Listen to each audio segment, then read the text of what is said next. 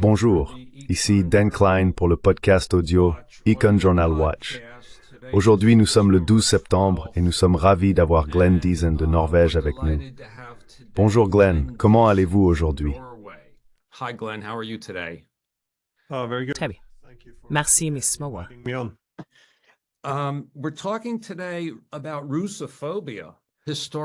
Nous parlons aujourd'hui de la russophobie d'un point de vue historique. Pourquoi Econ Journal Watch fait-il cela? C'est parce que nous réimprimons le remarquable pamphlet de Richard Cobden de 1836 sur la Russie. Mon ami Alberto Mangardi m'a remis ce pamphlet et j'ai été fasciné par celui-ci. J'en ai fait un abrégé que nous publions dans le numéro. Étant donné que nous nous concentrons beaucoup sur l'histoire de la pensée libérale classique, j'ai pensé que c'était approprié. Le texte de Cobden est remarquable dans sa manière d'aborder la russophobie. Notre invité Glenn Diesen a récemment écrit un livre sur la russophobie en 2022, intitulé Russophobia, Propaganda in International Politics. J'ai donc pensé que nous pourrions utiliser Cobden comme point de départ et vous donner l'occasion de discuter de ce sujet d'un point de vue historique. Ça vous va?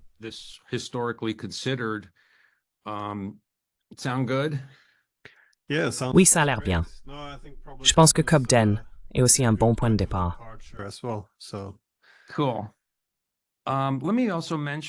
Cool.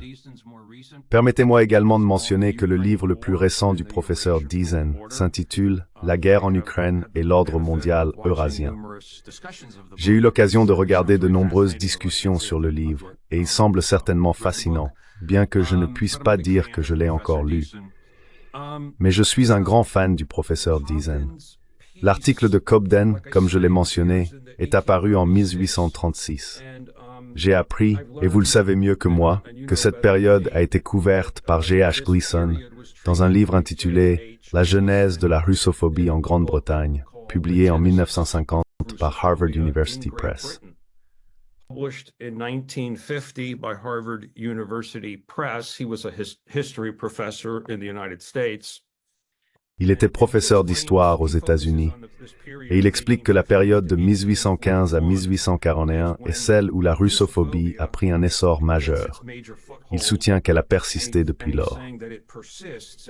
Le thème ici est de voir comment, dans le travail de Cobden, ces tendances apparaissent, spécifiquement les arguments que Cobden critique et remet en question. Ces tendances de pensée ont perduré jusqu'à aujourd'hui. Permettez-moi de vous passer la parole un instant.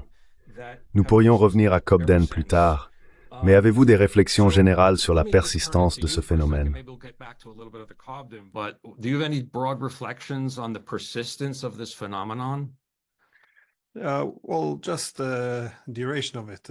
Eh bien, juste la durée de cela, à quel point cela a été fort pendant si longtemps. Et comme vous l'avez souligné, les mêmes thèmes continuent d'apparaître encore et encore. Je me souviens que lorsque mon livre est sorti, il y a un peu plus de 2 ans, la principale critique venait de personnes qui ne l'avaient pas lu. Ils disaient effectivement qu'en discutant de ces sujets, vous excusez ce que fait la Russie, ou prenez leur parti. Il pourrait être bon de commencer avec Cobden, parce que beaucoup des problèmes qu'il aborde ne concernent pas le fait de rejeter la Russie en tant que challenger. Au lieu de cela, il soutient que les peurs de la Russie sont exagérées, et que ces peurs sont utilisées pour promouvoir plus de militarisme et justifier plus d'ambition impériale de la part des Britanniques. Il soutient effectivement que cette russophobie excessive ne fait que promouvoir des solutions militaires, alors qu'il existe des opportunités ou des solutions pacifiques et réalisables à certains de ces problèmes.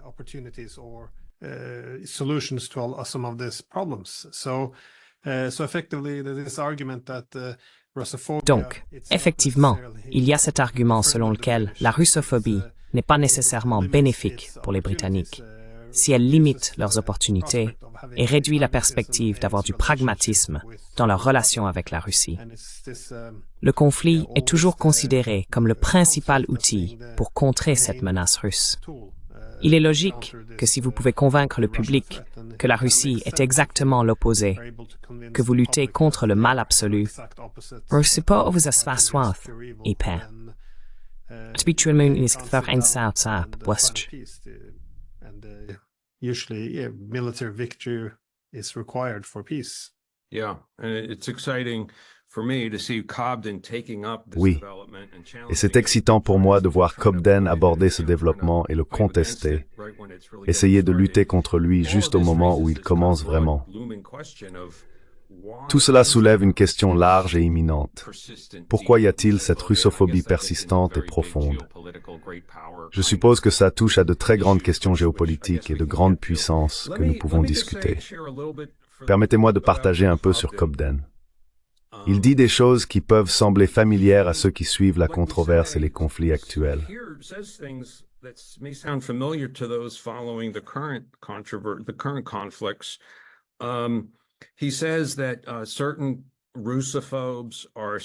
Il dit que certains russophobes suggèrent que la Russie est très expansionniste et est sur le point de dévorer non seulement ses voisins, mais aussi de s'installer en Europe. Nous entendons également aujourd'hui cette affirmation de l'expansionnisme russe. Encore une fois, je pense que c'est exagéré. Cobden souligne qu'il ne prête pas attention au fait que l'expansionnisme affaiblit en réalité le pouvoir qui s'étend. C'est l'une des ironies que Cobden met en avant. D'une part, la Russie est dépeinte comme très expansionniste et dangereuse. D'autre part, elle est présentée comme suffisamment faible pour être défiée, combattue et vaincue, avec une facilité ou une certitude considérable.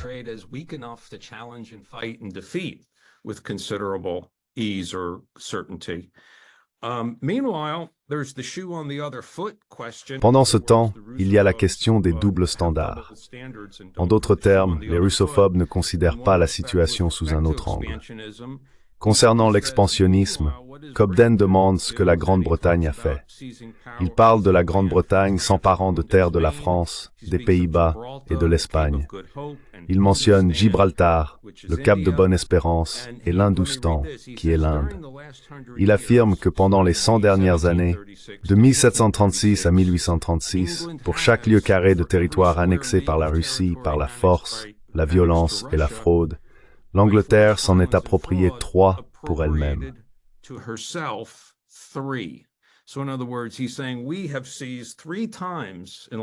En d'autres termes, il dit que, au cours des 100 dernières années, nous avons saisi 3 fois ce que la Russie a pris aux autres. Cobden affirme que nos moyens n'ont pas été moins répréhensibles. Ce n'est pas comme si les nôtres avaient été justifiés et vertueux, alors que les leurs ne l'étaient pas. Il parle de la tragédie de l'interventionnisme britannique dans la politique européenne. Il en rend responsables les princes, les diplomates, les pairs et les généraux. Il pense que le public est simplement entraîné par des propagandistes. Il prône la non-intervention dans les affaires politiques des autres nations. Il suggère que si nous maintenons le libre-échange et restons pacifiques, amicaux et de bons voisins, la Grande-Bretagne naviguera sans encombre et évitera les dangers des guerres étrangères.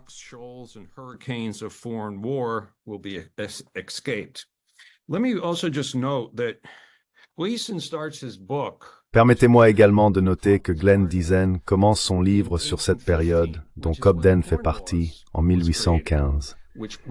C'est à ce moment-là que les Corn Laws ont été créés, restreignant le commerce avec la Russie et d'autres pays.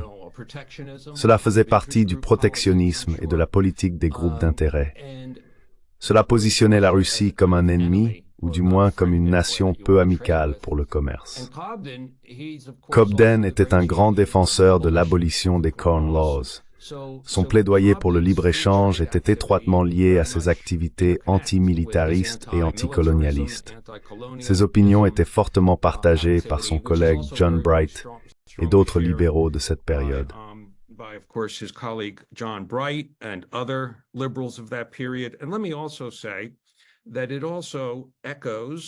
Et permettez-moi aussi de dire que cela fait écho aux idées de David Hume et Adam Smith. Je dirais même, bien que je ne sois pas aussi certain, qu'Edmund Burke avait une tendance générale similaire, mais certainement Smith et Hume. Cela se rapporte au thème de ce qu'on appelle l'ordre international fondé sur des règles, souvent qualifié de monde libéral. Cependant, j'ai une opinion bien arrêtée contre le fait de l'appeler libéral. Je veux souligner que les grands libéraux du libéralisme originel, ce que j'appelle le libéralisme 1.0, étaient tout à fait à l'opposé. Ce que nous appelons libéral aujourd'hui est en réalité anti-libéral. Voilà un peu sur Cobden. Souhaitez-vous continuer à partir de là?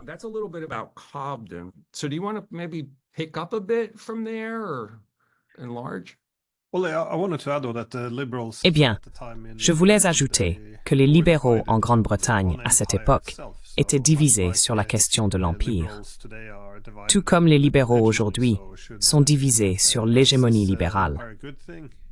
Certains croyaient que l'Empire était une bonne chose, car il permettait aux Britanniques d'étendre les idéaux libéraux et de vaincre les alternatives. Cependant, d'autres voyaient l'Empire comme quelque chose qui contredisait les idées du libéralisme, comme l'autodétermination.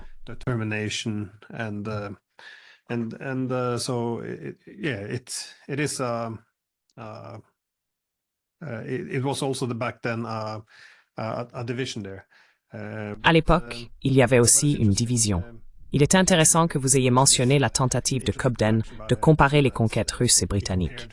C'est quelque chose que la propagande et la russophobie cherchent à éviter, créant une mentalité de nous contre eux, suggérant que ce que nous faisons n'est pas comparable.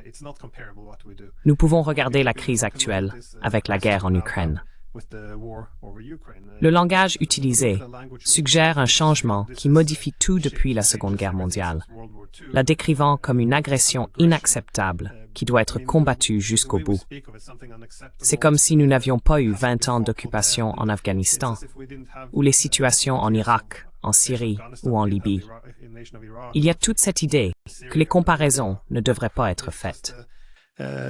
It's this whole idea that you shouldn't be able to compare. I mean, I've heard people like Donald Trump actually make this point that J'ai entendu des personnes comme Donald Trump affirmer que le bombardement en Ukraine est sans précédent depuis la Seconde Guerre mondiale.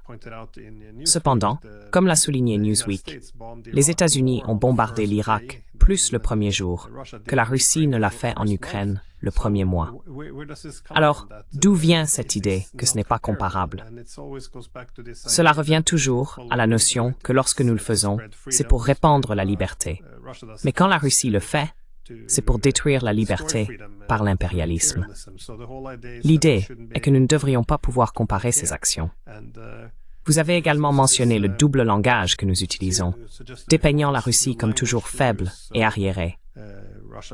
Aujourd'hui, nous décrivons même la Russie comme une station-service déguisée en pays.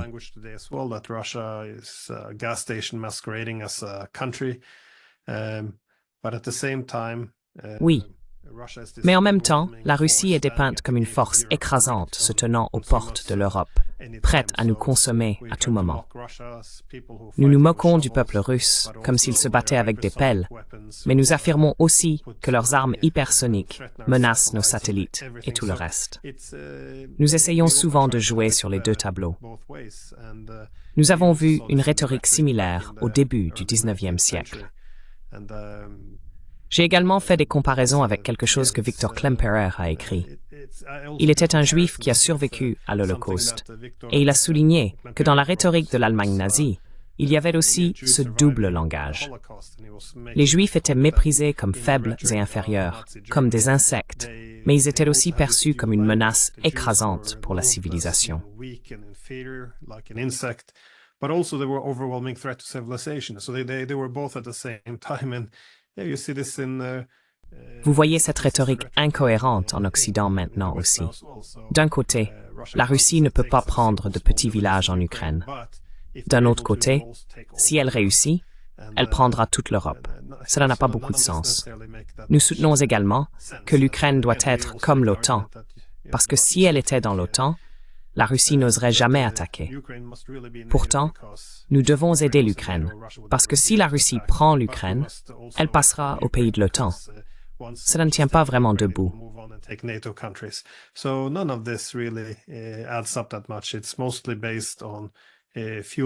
C'est principalement basé sur la stratégie, alimentant la peur et le ressentiment.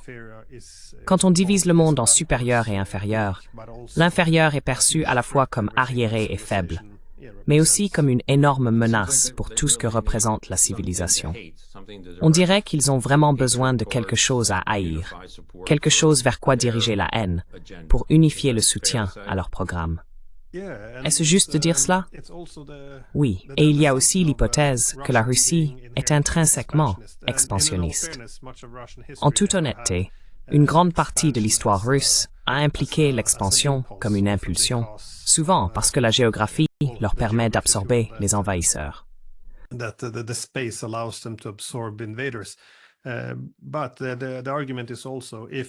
L'argument est que si la Russie est expansionniste, nous devons toujours chercher l'unité contre elle. C'est intéressant parce que créer l'unité au sein de notre groupe nécessite souvent de définir un groupe extérieur. Avec la Russie, cela s'est manifesté par la russophobie. Un exemple est le Faux Testament de Pierre le Grand, que beaucoup connaissent probablement. Il a été écrit à la fin du XVIIIe siècle par un général polonais. Il l'a donné aux Français pour les convaincre que le sort de la Pologne et de l'Europe était lié.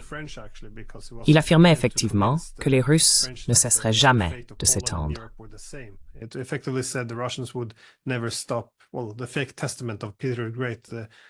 Le Faux Testament de Pierre le Grand suggérait que les Russes ne cesseraient jamais de s'étendre. C'était la logique utilisée par les Polonais pour essayer de convaincre les Français qu'ils étaient tous du même côté contre les Russes. Lorsque Napoléon a envahi la Russie en 1812, de nombreuses troupes n'étaient pas françaises. Elles venaient d'autres pays. Cela a souligné l'importance de la solidarité européenne contre la Russie.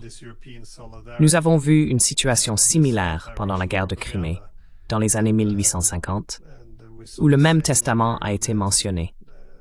L'idée était qu'il fallait affronter les Russes à ce moment-là, sinon l'expansion continuerait.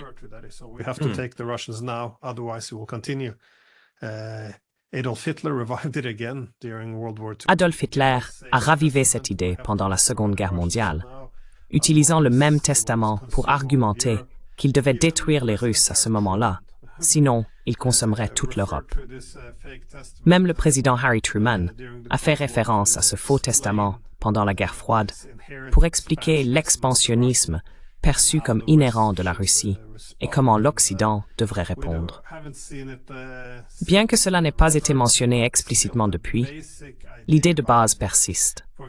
Par exemple, en Ukraine, l'argument est que si nous n'arrêtons pas les Russes là-bas, ils prendront le contrôle de toute l'Europe. C'est la même logique. Cela suggère pourquoi nous devons avoir une solidarité interne et pourquoi nous appartenons tous au même groupe. Cette perspective repose fortement sur le fait d'avoir la Russie comme groupe extérieur.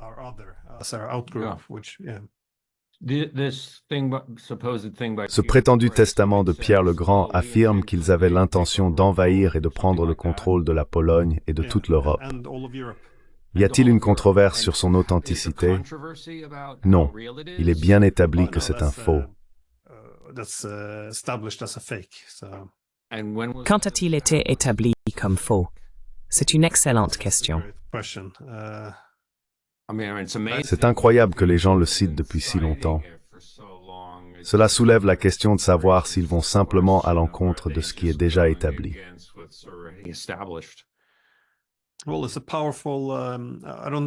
Eh bien, je ne pense pas que cela doive nécessairement être ancré dans la vérité. C'est juste un récit très puissant. Et c'est aussi ainsi que les êtres humains ont tendance à s'organiser. Certains de nos instincts les plus basiques sont de chercher la sécurité dans un groupe.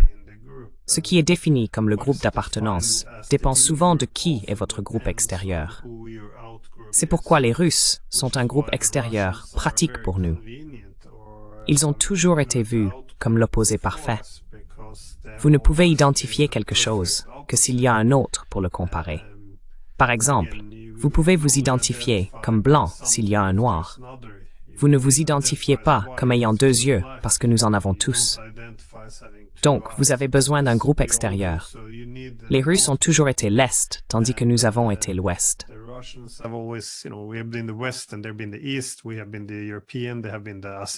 Nous avons été les Européens et ils ont été les Asiatiques. Il y a beaucoup d'orientalisme dans cette perspective, les dépeignant comme des Asiatiques en Europe. Nous sommes vus comme civilisés, tandis qu'ils sont vus comme des barbares. Nous sommes modernes, et ils sont considérés comme arriérés. Nous sommes libéraux, et ils sont autocratiques. Nous sommes bons, et ils sont mauvais. Ce récit a toujours réapparu. Comme je le discute dans le livre, une grande partie de cette mentalité, nous contre eux, a été largement basée sur l'ethnicité, du moins jusqu'à la Seconde Guerre mondiale. Pendant la Seconde Guerre mondiale, des figures comme Churchill et Keynes ont fait référence à la bestialité perçue des bolcheviks et à la fusion des caractéristiques juives et russes.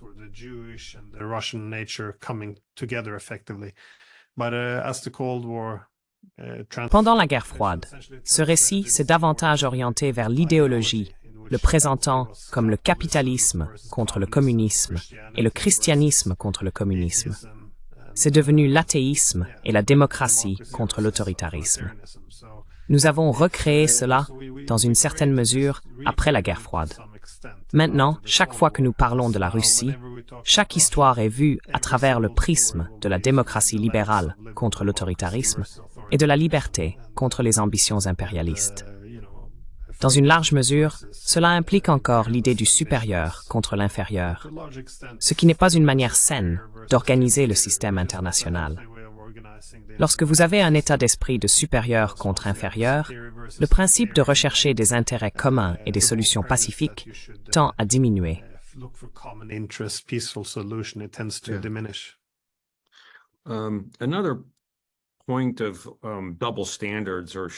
Un autre point de deux poids deux mesures, ou de ne pas considérer la situation sous un autre angle, que Cobden souligne, est la manière dont, dans les conflits régionaux, la Russie est souvent présentée comme attaquant une partie innocente.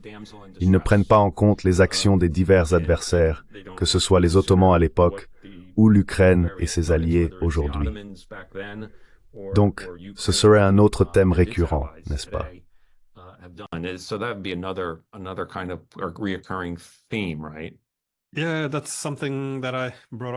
Oui, c'est quelque chose que j'ai également abordé dans mon livre, parce qu'il est fascinant de voir comment les Britanniques ont couvert la russophobie dans leurs écrits. Ils ont vraiment exploré la guerre de Crimée de 1853 à 1856.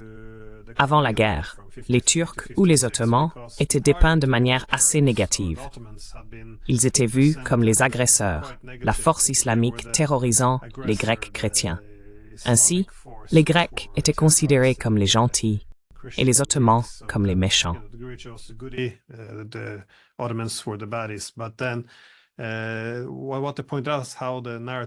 Le point est de savoir comment le récit a soudainement changé, et tout a été bouleversé après le début de la guerre de Crimée. Soudainement, les Ottomans ont été dépeints comme la demoiselle en détresse, la victime innocente, tandis que la Russie était vue comme l'agresseur bestial. Les Britanniques et les Français ont alors été présentés comme les chevaliers en armure étincelante.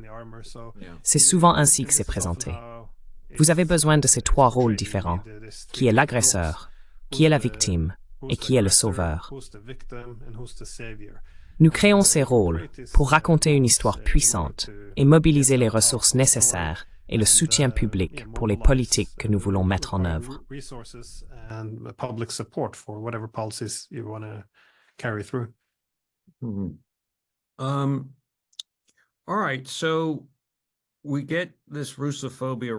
D'accord, donc nous voyons la russophobie vraiment commencer à l'époque dont Cobden parle. Glenn Diesen souligne qu'après les guerres napoléoniennes, certaines puissances étrangères se sont également jointes à la lutte contre la Russie. Mais ensuite, en termes de russophobie, le relais passe surtout aux Britanniques. Cette russophobie prend racine pour diverses raisons, persiste, puis renaît dans les années 1850 avec la guerre de Crimée. Pourriez-vous nous en parler un peu? Il y a tellement de phases intéressantes ici. Nous avons la période soviétique, la guerre froide, la période post-soviétique et la période plus récente. Y a-t-il une trajectoire de la russophobie dont vous pouvez nous parler?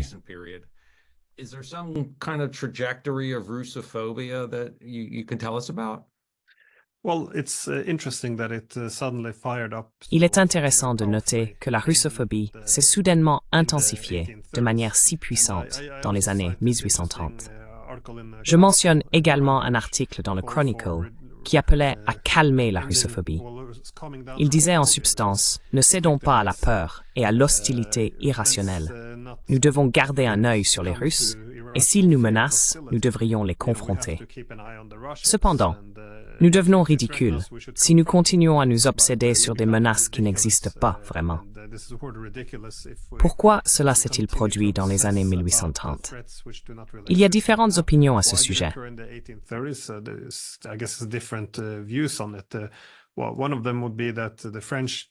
Une raison pourrait être que les Britanniques avaient considéré les Français comme leur principal adversaire pendant plus de 100 ans.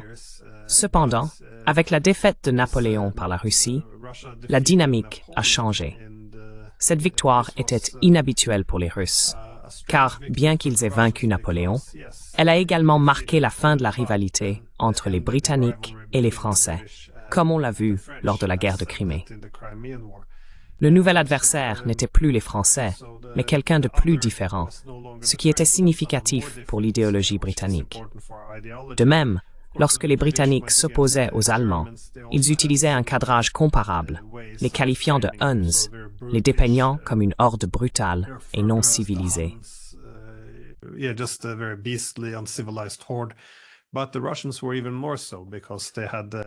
Les Russes étaient perçus comme encore plus étrangers parce qu'ils avaient enduré 2 siècles et demi sous l'occupation mongole. Cela les faisait paraître plus asiatiques et encore plus éloignés des Britanniques. À partir des années 1830, il devenait intéressant de voir qui défierait l'Empire britannique ou la domination britannique. Traditionnellement, il s'agissait toujours d'une rivalité pour le contrôle des mers.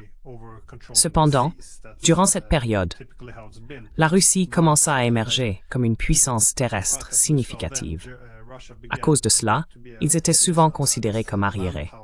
Pourtant, grâce à l'expansion russe, ils commencèrent à étendre leur influence jusqu'à la périphérie maritime.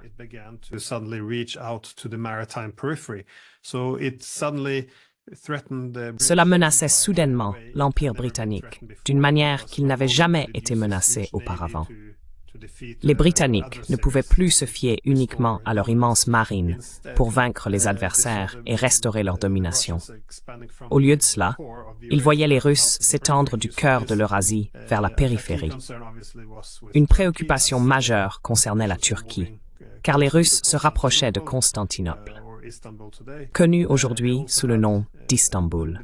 Vers 1828, les Russes ont également eu une guerre avec l'Iran. Les Britanniques n'ont pas intervenu et les Russes ont gagné. Par la suite, les Iraniens ont commencé à reconnaître les Russes comme la puissance régionale, ce qui a détourné beaucoup d'attention des Britanniques.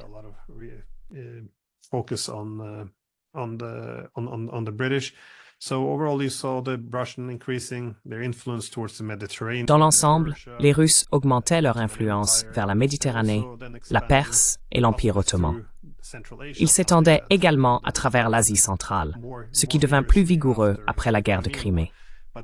Cette expansion menaçait l'Inde britannique. C'est à ce moment-là que les théories de Mackinder ont émergé. Mackinder croyait que les Britanniques avaient construit leur empire libéral en contrôlant les mers. Soudain, une puissante force terrestre s'étendait du centre vers la périphérie. Cela a conduit au grand jeu tout au long du XIXe siècle, surtout lorsque les Russes ont atteint le Pacifique et ont commencé à s'étendre jusqu'à Port Arthur.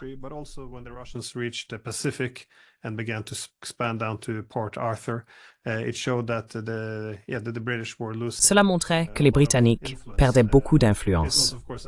C'était après la guerre de Crimée, lorsque de plus en plus de chemins de fer étaient construits. L'idée était que les chemins de fer transcontinentaux compenseraient l'avantage concurrentiel de la maîtrise des mers. La géopolitique a commencé à changer davantage dans les années 1830 parce que la Russie commençait à pousser plus loin. Après avoir vaincu Napoléon, la Russie a commencé à s'étendre davantage vers la périphérie. Ironiquement, les Russes voyaient cela comme le prix ultime pour être acceptés en tant qu'Européens. Les Britanniques, en particulier, les ont toujours rejetés en tant que véritables Européens. En reprenant Constantinople aux Ottomans, Ils croyaient qu'ils récupéreraient l'ancienne capitale du christianisme.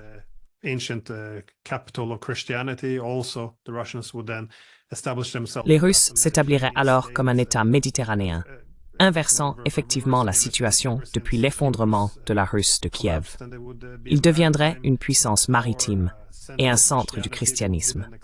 Cela conduirait à leur acceptation en tant que puissance européenne. Dostoïevski a également souligné cet argument. C'est pourquoi les Russes ont vu comme une grande trahison le soutien des Britanniques et des Français aux Ottomans contre eux. C'étaient les enjeux géostratégiques. Je pense qu'il y avait aussi des enjeux idéologiques plus évidents.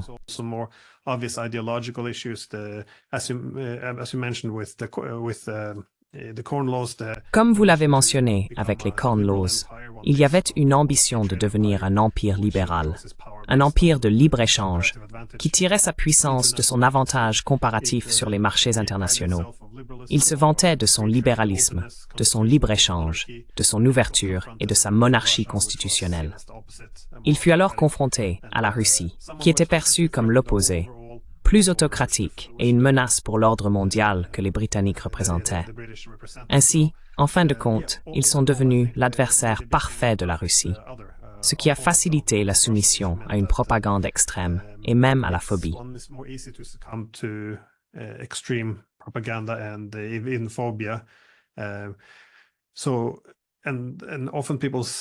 Les gens disent souvent qu'il n'est pas déraisonnable d'avoir peur de la Russie. Cependant, le terme phobie implique une peur irrationnelle. Il existe des raisons rationnelles de s'inquiéter de la Russie. Mais nous devons aborder la russophobie, qui est lorsque la peur devient irrationnelle. Si notre peur est basée sur l'irrationalité, nous n'agirons pas de manière rationnelle. Sans action rationnelle, nous ne pouvons pas agir dans notre propre intérêt national. L'opposition à la russophobie ne consiste pas à prétendre que les Russes sont innocents et que nous n'avons rien à craindre. Just on the word Russophobia, Le terme russophobie met l'accent sur la peur, mais cette peur découle souvent d'un problème sous-jacent de haine. En d'autres termes, la peur est en grande partie fausse et générée par cette haine ou opposition qui alimente la création de la peur.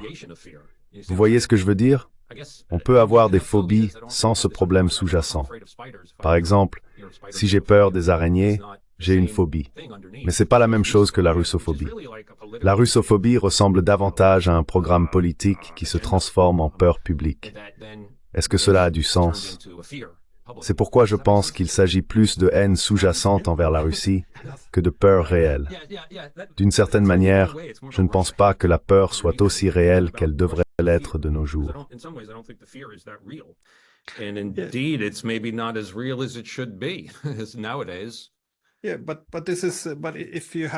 Si vous avez une peur rationnelle, elle viendrait de la discussion sur les intérêts de la Russie et dans quelle mesure leurs intérêts entrent en collision avec les nôtres.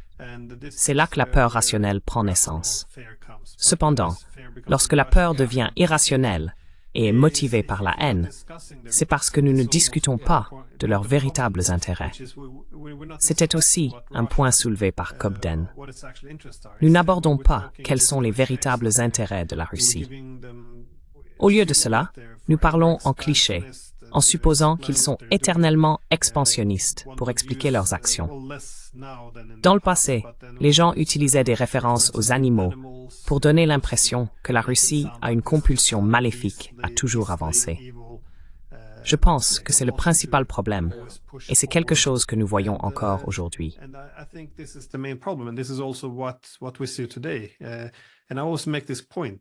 Dans la politique internationale, la compétition sécuritaire est la préoccupation principale. Pour l'analyser, nous devrions considérer comment chaque partie tente d'améliorer sa sécurité aux dépens de l'autre. Cependant, nous le faisons rarement. Pour comprendre les actions de la Russie, nous devons d'abord identifier ce qu'elle perçoit comme les principales menaces à sa sécurité. Cette compréhension peut aider à expliquer ses réactions, comme dans le cas de la guerre en Ukraine. Malheureusement, il est presque impossible de trouver un journal ou une émission d'actualité qui discute des préoccupations légitimes de sécurité de la Russie. Au lieu de cela, nous expliquons souvent les actions de la Russie en les qualifiant de nouveaux Hitler ou en affirmant qu'ils veulent restaurer l'Union soviétique. Want to restore the Soviet Union. We never explain what exactly these things mean. Nous n'expliquons jamais ce que ces choses signifient exactement. Au lieu de cela, nous nous appuyons sur des clichés, avec l'hypothèse sous-jacente que tout se passe dans un vide. Tout est attribué à des intentions malveillantes et à la belligérance. Par définition, c'est quelque chose avec lequel nous ne pouvons pas coopérer ou faire la paix. C'est pourquoi j'ai soutenu que la russophobie est, dans une large mesure, un produit de la propagande. Walter Lippmann a observé la guerre civile en Russie et la manière dont les médias britanniques la couvraient. Il était préoccupé par la propagande britannique parce qu'il soutenait que lorsqu'il présentait tout comme une lutte entre le bien et le mal, cela était efficace pour mobiliser les ressources britanniques et le soutien public à la guerre.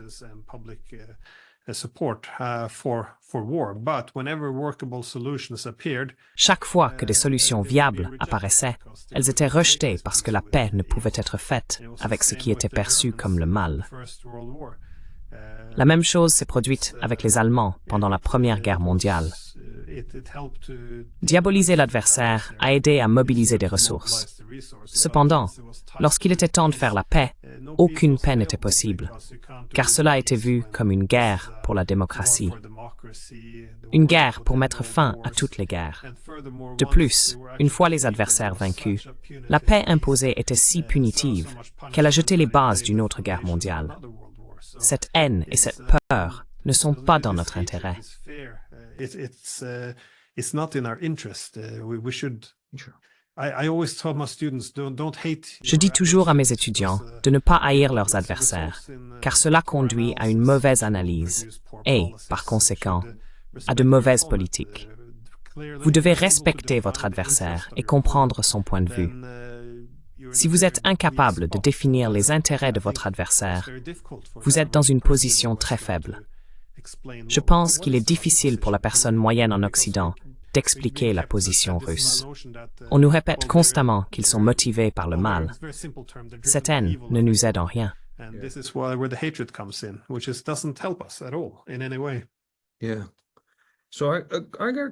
Oui, j'ai une question sur la période soviétique. Pensez-vous que les expériences vécues par les Russes avant l'ère soviétique, prior to 1917, of the West treating them badly, Russophobia, that somehow helped actually pave the way for the Bolsheviks. Cela a-t-il d'une manière ou d'une autre aidé à ouvrir la voie au succès bolchevique? En d'autres termes, si l'Occident et la Grande-Bretagne avaient été plus amicaux et voisins envers la Russie, les sentiments anti-occidentaux et anti-libéraux, car l'Occident est associé à de nombreuses notions de libéralisme, aurait-il été atténué? En d'autres termes, le socialisme et le communisme auraient-ils eu moins de succès si l'Occident avait été plus amical envers la Russie? Cela a-t-il un sens? If the West had been friendlier to Russia. Does that make any sense? Yeah, well, that's been a common argument, well, not just with Russia, Oui, but eh bien, any c'est un argument country courant, that, pas seulement avec la Russie, mais avec n'importe quel pays où nous intervenons. Rien n'unit plus un pays que l'ingérence extérieure. Pendant la Révolution russe, les Britanniques attaquaient à Arkhangelsk, utilisant des armes chimiques et installant des camps de concentration. Les Américains sont également intervenus, venant de l'Est par Vladivostok avec leurs forces expéditionnaires. Cette ingérence dans leur guerre civile a eu l'effet inverse dans une certaine mesure. En soutenant les Blancs contre les Rouges, les Blancs étaient perçus comme coopérants avec des puissances étrangères envahissant leur pays. Churchill a même dit à la Chambre des communes que le bolchevisme était une maladie qu'il fallait étrangler dans le berceau. Je comprends ce point. Yeah, but I see that point, and that's a great point. But what Très bon about just point. the run-up, like before there is a Mais qu'en Bolshevik est-il de la montée du bolchevisme? La popularité croissante du communisme et du bolchevisme a peut-être été influencée par le fait que l'Occident a ignoré la Russie et l'a maltraitée. Cela a-t-il du sens? Yeah, but that is something, that's another historical phenomenon because when Oui, mais c'est un autre phénomène historique. Au début des années 700, Pierre le Grand voulait européaniser la Russie. Cela impliquait tout, de l'établissement d'une présence sur la mer Baltique, au changement dans les vêtements, les barbes et la culture. Même la langue écrite a été rendue plus européenne avec l'aide d'écrivains néerlandais. Ils étaient un peu obsédés par le fait de devenir plus européens, et cela faisait partie de leur chemin. Je compare cela aux années 1990, lorsqu'ils voulaient être aussi proches de l'Europe que possible.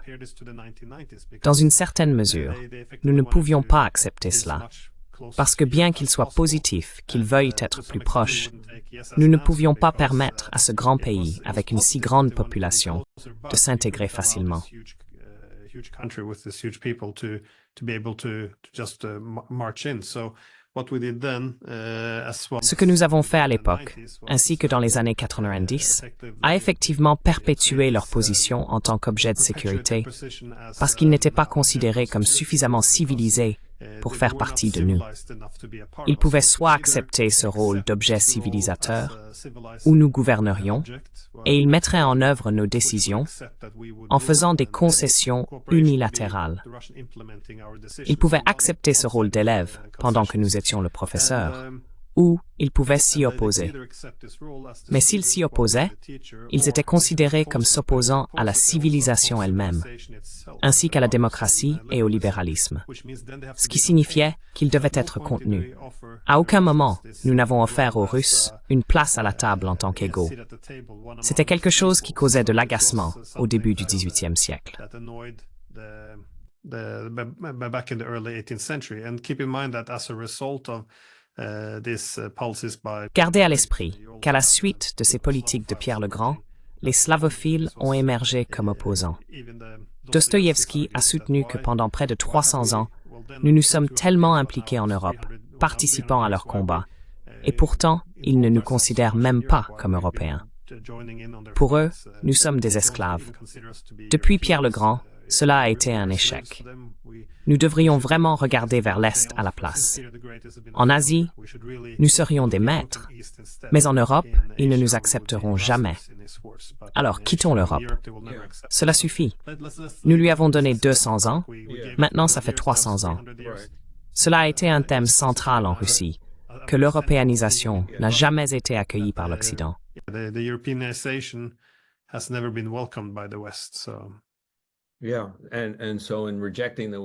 Oui, et en rejetant l'Occident, il pourrait écarter des idées précieuses avec le reste. Certaines idées occidentales sont bonnes, et certains Russes voulaient les adopter, mais elles se sont probablement perdues en cours de route. Nous avons eu Paul Robinson pour discuter du libéralisme russe, et il a parlé de certaines de ses idées. Comment s'appelle ce type? Chicherin est l'un des auteurs russes, l'un des libéraux russes, dont nous avons présenté l'esquisse dans la revue. But it's also worth seeing why Russian liberals then hasn't done well, and that's also part of this relationship. Mais il vaut également la peine d'examiner pourquoi les libéraux russes n'ont pas bien réussi. Cela est en partie dû à leur relation avec l'Occident. Les libéraux russes veulent être plus comme l'Occident, mais l'Occident n'accepte pas la Russie comme un égal.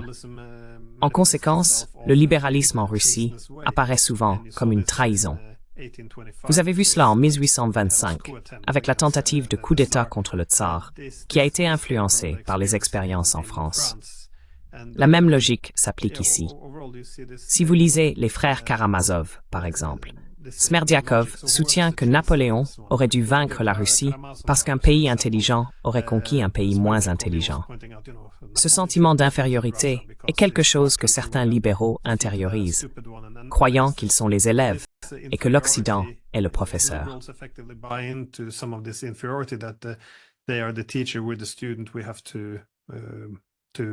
Nous devons les suivre. C'est pourquoi vous voyez souvent des libéraux russes, en 1905, féliciter l'empereur japonais après avoir vaincu et humilié la Russie. Regardez-les maintenant. Qui était le ministre des Affaires étrangères de la Russie sous Eltsine? J'ai oublié son nom. Andrei quelque chose. Quoi qu'il en soit, il vit maintenant à Miami. Il était au sommet du gouvernement russe dans les années 90. Et maintenant, il vit à Miami, passant la plupart de son temps sur Twitter à argumenter que l'Amérique devrait envoyer plus d'armes à l'Ukraine pour combattre les Russes. C'est ainsi qu'il voit souvent les libéraux comme prenant effectivement le parti de l'Occident contre la Russie. C'est l'une des raisons pour lesquelles le libéralisme a souvent été perçu comme presque traître. Jusqu'à récemment, j'ajouterais, ces dernières années, vous voyez plus de libéraux. C'est considéré comme une trahison, la Russie. Mais maintenant, vous voyez un énorme changement. Certains libéraux se manifestent, disant que bien que l'Occident ne soit pas notre ami, nous devrions tout de même adopter des idées libérales plus organiques. Cela diffère des libéraux qui ont essentiellement juré fidélité à l'Occident plutôt qu'à la Russie.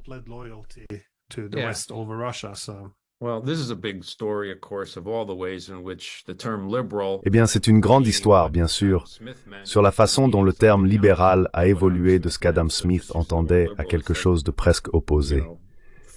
Utiliser le mot libéral est semé de difficultés, mais je vous suis. C'est très intéressant. Vous dites que les années 1990 et peut-être le début des années 2000 ressemblent un peu à l'ère de Pierre le Grand, où la Russie essayait d'être amie et de commercer avec l'Occident, mais que l'Occident ne l'acceptait pas. Depuis lors, la Russie a souvent été dépeinte comme le méchant, comme vous l'avez mentionné. Beaucoup de choses ont été imputées à la Russie. C'est un schéma incroyable dans la politique américaine, que la Russie soit vue comme la source de quelque chose que les gens estiment devoir expliquer. Pouvez-vous dresser une liste des choses au cours de la dernière décennie ou des 15 dernières années qui ont été imputées à la Russie en Occident?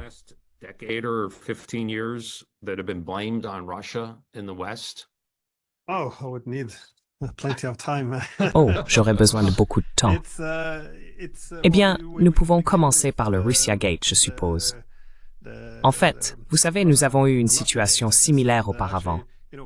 Gardez à l'esprit qu'en Grande-Bretagne, dans les années 1920, il y a eu la montée des mouvements ouvriers britanniques, et certaines personnes n'appréciaient pas cela. Alors, comment écraser le mouvement ouvrier? Vous prétendez que votre opposition politique travaille en fait avec les Russes, les personnes que vous détestez le plus. À cette époque, ils ont créé une fausse lettre du chef de l'Internationale communiste, ordonnant au Parti communiste de Grande-Bretagne de s'engager dans des activités subversives. C'était faux, mais cela a écrasé le Parti travailliste. Cela a été prouvé faux plus tard, d'ailleurs.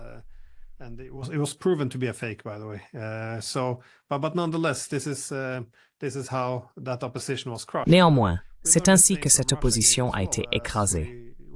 Nous avons appris quelque chose de similaire avec le Russiagate. Comme nous l'avons découvert plus tard, le dossier Steele a été mis en place et financé par la campagne Clinton. Il était destiné à nuire à la campagne de Trump en le liant à la Russie, ce qu'il croyait être le moyen le plus efficace de le saper. Même le chef de la CIA ou de la NSA a eu des réunions avec Obama, avec des notes qui ont été publiées, montrant qu'ils avaient averti dès juin 2016 de cette stratégie visant à cibler Trump en fabriquant un lien avec la Russie.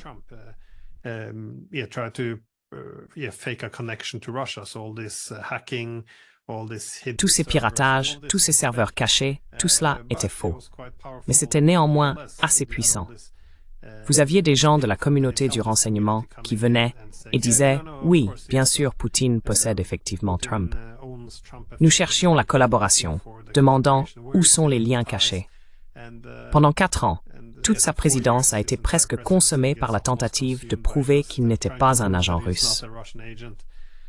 Ensuite, je pense que cela a été répété en 2020 avec cette élection. Comme nous l'avons vu, l'ordinateur portable de Hunter Biden est sorti. Cela incriminait non seulement Hunter Biden, mais aussi Joe Biden, en plein milieu de l'élection, ce qui était juste un spectacle d'horreur. in the middle of the election, just a horse show, and then you had this 50 anciens responsables du renseignement ont signé une lettre affirmant qu'il s'agissait clairement de désinformation russe. Les médias ont soutenu ce récit, entraînant une censure totale par les réseaux sociaux et les journaux. Twitter est même allé jusqu'à suspendre le compte du New York Post, empêchant quiconque de partager l'information. Un an plus tard, il a été prouvé que ce n'était pas la Russie après tout, et que l'ordinateur portable était réel. Mais à ce moment-là, l'élection était terminée. Ils ont également cherché à peindre Trump comme étant faible.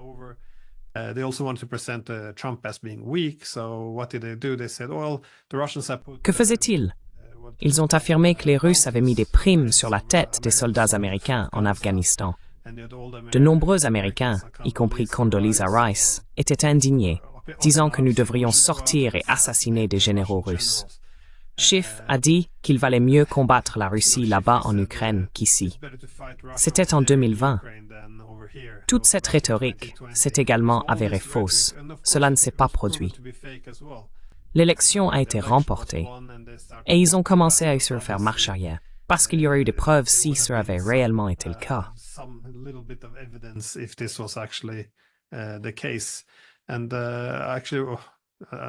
En fait, un événement de faux drapeau notable est l'incident du pipeline Nord Stream. C'était fascinant, car cela montre ce qui peut se passer s'il y a suffisamment d'animosité contre un autre pays. Cette animosité peut être utilisée comme une forme de monnaie. Les États-Unis ont imposé des sanctions aux entreprises européennes qui ont construit les pipelines.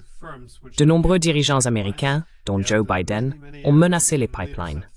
Puis, lorsqu'il a été détruit, des politiciens de haut rang, dont Anthony Blinken, ont été vus en train de le célébrer devant la caméra, le qualifiant de grande opportunité. Pourtant, ils ont toujours affirmé que toutes les preuves pointaient vers la Russie, ce qui n'a aucun sens.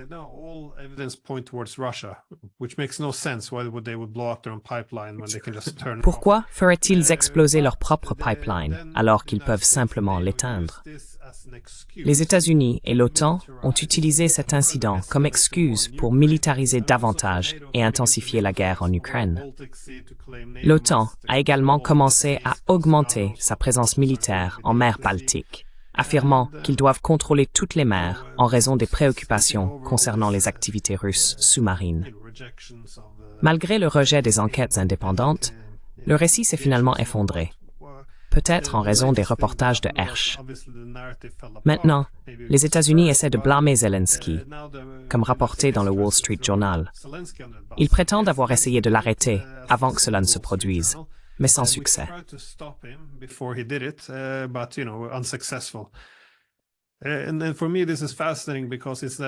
C'est fascinant, parce que c'est un aveu que nous savions, avant que le pipeline ne soit détruit, que ce n'était pas la Russie. Pourtant, nous avons quand même menti à notre propre public et au monde entier, en affirmant que c'était la Russie. Nous avons utilisé ce mensonge pour intensifier la guerre en Ukraine et militariser davantage la mer Baltique. Par définition, c'est une opération sous faux drapeau. On s'attendrait à ce que ce soit un énorme scandale, avec chaque journal en première page, exposant le mensonge utilisé pour intensifier une guerre. Mais ce n'est pas le cas, car il y a tant d'animosité contre un autre pays. Le critiquer devient difficile, car on peut toujours être perçu de manière négative.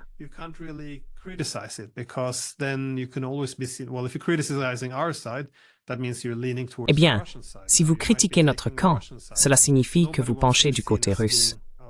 Personne ne veut être perçu comme étant du côté russe. Alors, vous ouvrez les journaux, et c'est comme si cela n'était pas arrivé. Certains suggèrent même que c'était peut-être les Russes après tout. C'est assez extraordinaire. Quoi qu'il en soit, je pense que la Russie peut être blâmée pour n'importe quoi de nos jours. Dans mon livre, j'utilise beaucoup de ces exemples étranges. Tout a été militarisé. Ils disent que si une baleine apparaît que nous ne reconnaissons pas, cela pourrait être une orque tueuse envoyée par les Russes, entraînée par Poutine. C'est assez extraordinaire. Yeah. Oui. D'ailleurs, un autre exemple à ajouter à la liste pourrait être quelque chose que j'ai entendu de la part d'Alex Christoforou l'autre soir. Il a mentionné que Walter Burns du New York Times a été cité, suggérant que des agents russes organiseraient d'une manière ou d'une autre une migration massive depuis le Mexique. Donc d'une certaine manière, la Russie est tenue responsable de la crise migratoire là-bas.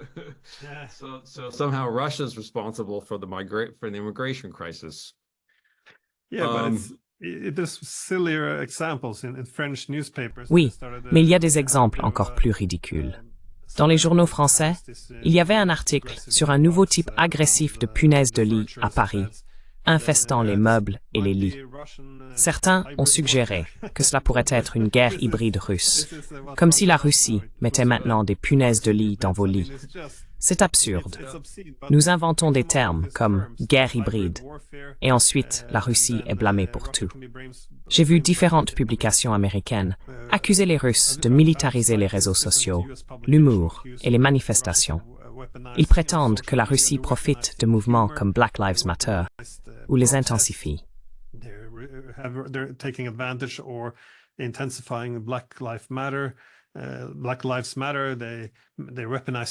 Les vies noires comptent, le sport, le racisme, la corruption, l'Eurovision, l'histoire, la migration, la finance, l'écologisme, la culture et le jeu sont tous accusés d'être instrumentalisés par la Russie. Il y a même un article affirmant qu'ils instrumentalisent les métaphores. Il semble que tout ce qui va mal est imputé aux Russes. Ce récit offre un moyen pratique pour les dirigeants politiques d'éviter la responsabilité. Chaque fois que quelque chose tourne mal, ils peuvent simplement dire que c'était les Russes. Et personne ne peut vraiment le contester.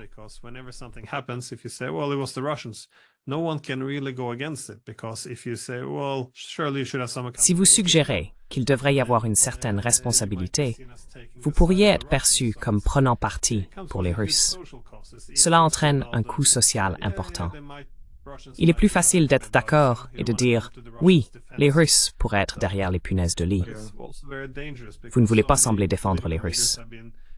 Cependant, c'est dangereux car de nombreux dirigeants politiques ont été délégitimés en étant étiquetés comme presque des agents de la Russie.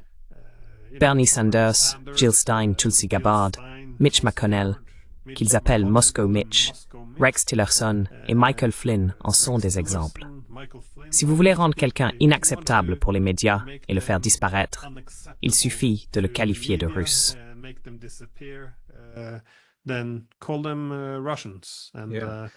Wisp Grove c'est une façon de signaler du Wisp Vogel de les méchants. Oui,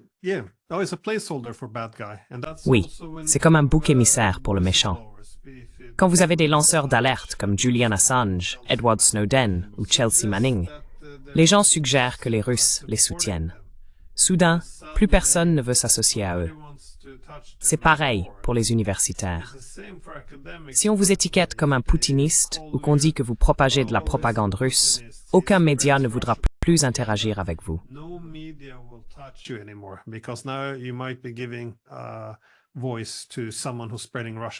Accuser quelqu'un d'être dans le camp des Russes est très puissant.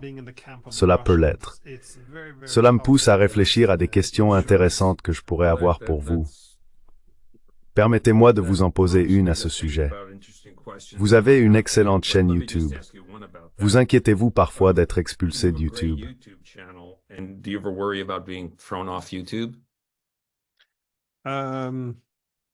Oui. Redide Tilling Hollick Gestas.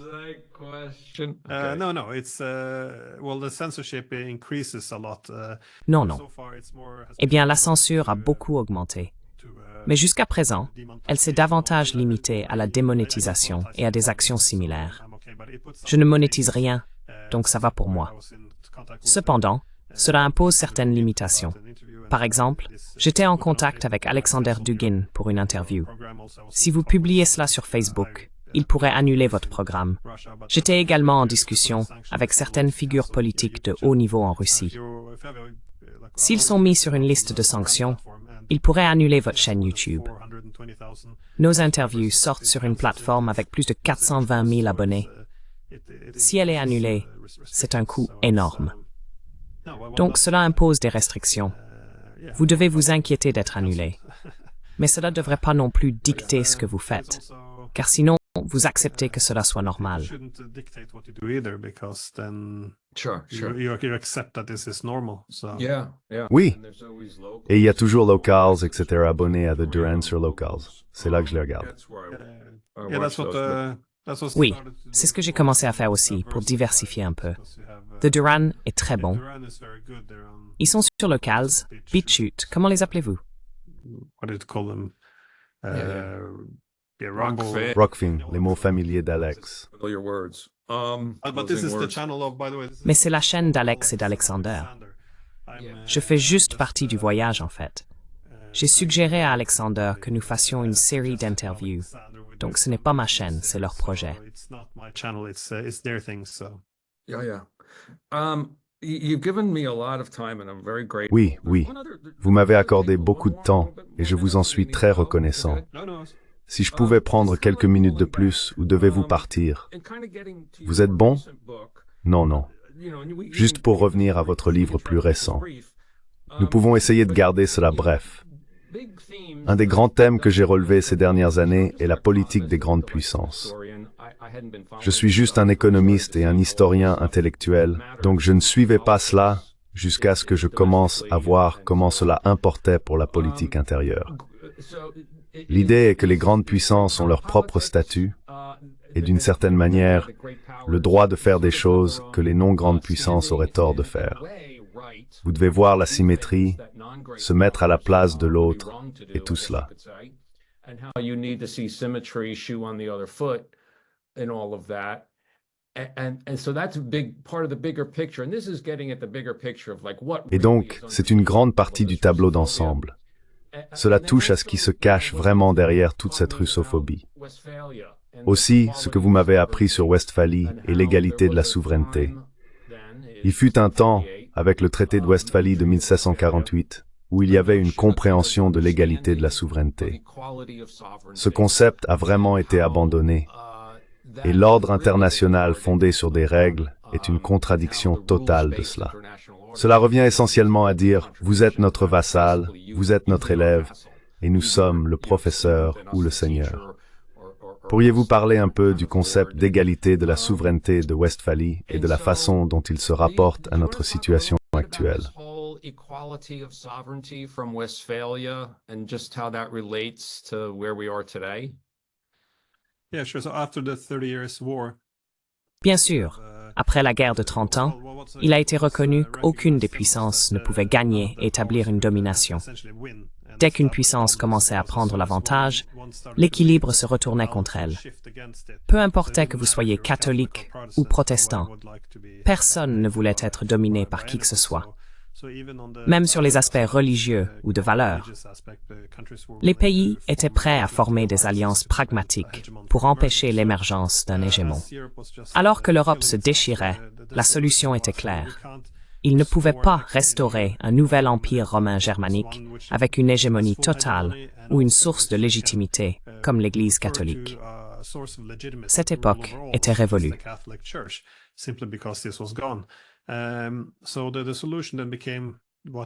La solution est alors devenue ce qui est effectivement l'ordre mondial moderne, qui est un équilibre des pouvoirs avec de nombreux centres de pouvoir. Si quelqu'un essaye d'affirmer sa domination ou son hégémonie, d'autres s'y opposeront. Le renforcement de l'aspect de la souveraineté se concentre sur la distinction nationale. Chaque nation est unique. Par exemple, dans le passé, les Français auraient pu faire appel à l'universalisme pour exercer une influence sur les Allemands. Cette approche devait prendre fin, même si l'universalisme français a continué par la suite. Le problème est survenu après la guerre froide, qui était une période unique dans l'histoire. Soudainement, il n'y avait plus qu'un seul centre de pouvoir dans le monde, les États-Unis.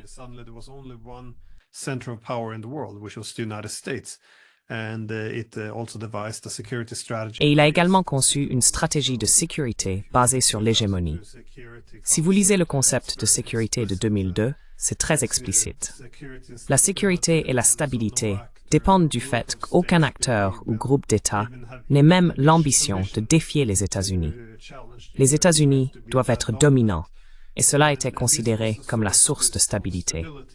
Cela atténuait l'anarchie internationale, agissant effectivement comme le policier du monde. Mais dans un monde d'hégémonie où un État domine, vous ne pouvez plus le baser sur l'égalité souveraine. Par définition, si vous avez un hégémon, l'hégémon a la souveraineté, et les autres ne l'ont pas. Ils peuvent soit être des alliés, ce qui signifie qu'ils sont subordonnés dans une certaine mesure, soit être des adversaires, qui sont affaiblis.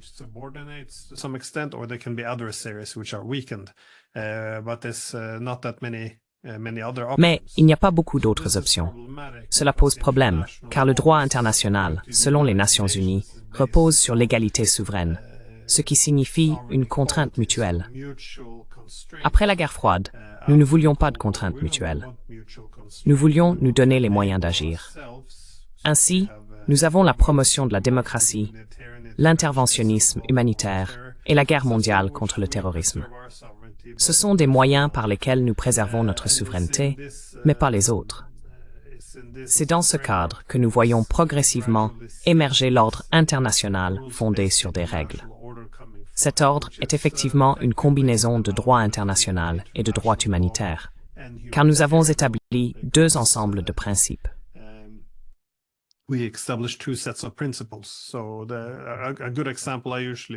Un bon exemple que j'utilise souvent est lorsqu'un groupe de personnes veut se séparer d'un État.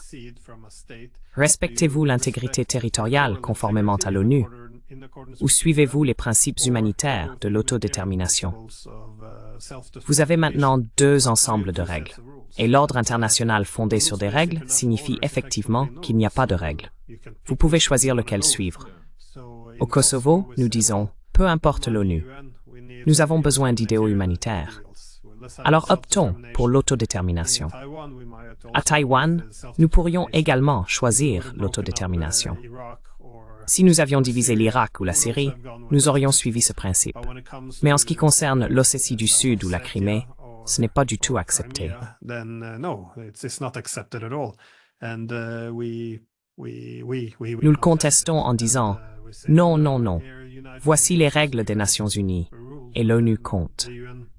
Cela est dû au fait que la règle humanitaire, fondée sur des idéaux libéraux, sert d'exception pour l'Occident et les États-Unis. Nous avons cette exception pour nous-mêmes, mais les Russes ne peuvent pas simplement prétendre que la Crimée devrait avoir le droit à l'autodétermination. Ce n'est pas approprié, car c'est effectivement notre valeur. C'est pourquoi les Chinois et les Russes s'opposent si farouchement à l'ordre international fondé sur des règles. Ils soutiennent qu'il ne consiste en réalité en aucune règle et nous défient de leur montrer les règles. La règle est de faire ce que nous disons. Oui, c'est essentiellement ça. Vous créez deux ensembles de règles concernant le respect ou non de la souveraineté, puis vous choisissez. Ce que nous choisissons tend à être basé sur des intérêts de pouvoir, pas sur des faits réels sur le terrain. Les gens essayent souvent de fabriquer des raisons pour ces différences. Obama a fait cela. Il a souligné que la différence entre la Crimée et le Kosovo était qu'au Kosovo, lors du référendum pour la sécession, il y avait des observateurs de l'OSCE et d'autres observateurs internationaux. En Crimée, il n'y en avait pas. Mais cela était trompeur. Il n'y a jamais eu de référendum au Kosovo.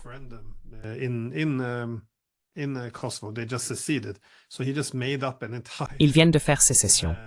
Alors il a fabriqué un référendum entier, qui n'a jamais existé. Mais encore une fois, que vont dire nos journalistes? Vont-ils dire qu'Obama a menti? Quand ce référendum était-il censé avoir lieu? Il n'a jamais eu lieu. Mais personne ne va le contester, parce que cela donnerait l'impression de prendre le parti des Russes. Alors nous restons fidèles au récit et ignorons la réalité. Je pense que si nous faisions cela à quelqu'un d'autre, ce serait peut-être plus difficile. Cependant, l'animosité envers la Russie rend très difficile de tenir les politiciens responsables lorsqu'ils mentent.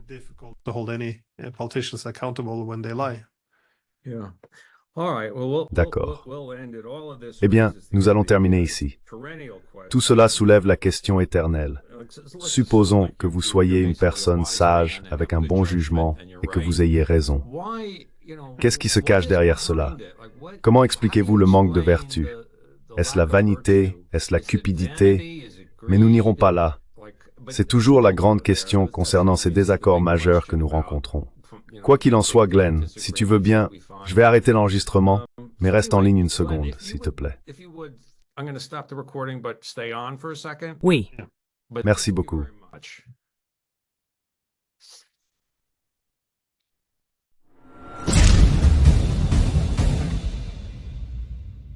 Si vous appréciez Lasny Traduction, veuillez envisager de nous soutenir sur Patreon. Le lien est dans la description. Merci beaucoup.